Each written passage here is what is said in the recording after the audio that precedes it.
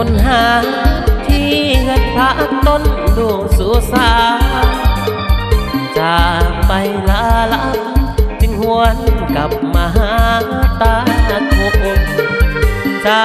อยู่จังใดสามใบเมืองแก้วอุดม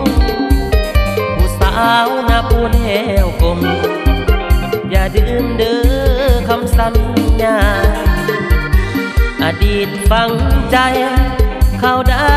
ส่งเกินนานเงินหอยหาบ่ลืมกับสาวล้อมทาลา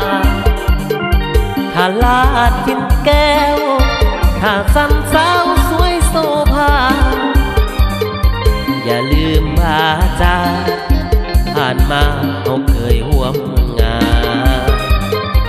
บ้านพักต้นดูสู่ซับห้องทับไม้ตีสองเฮาเคยมีสิ่งดีๆฝากไว้นำกันอายบอกฮักน้องน้องบอกฮักอายสัวสีว่าพบแค่หมายมันสาบานฟ้าบ่เหมือนมา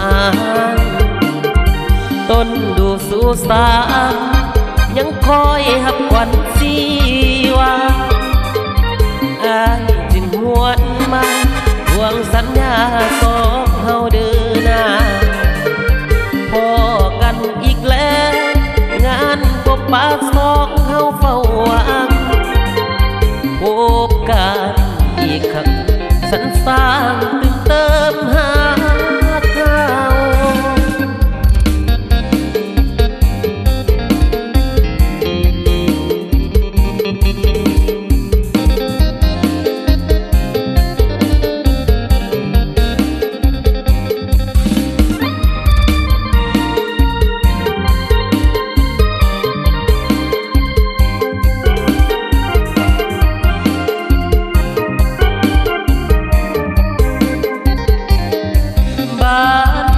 ต้นดู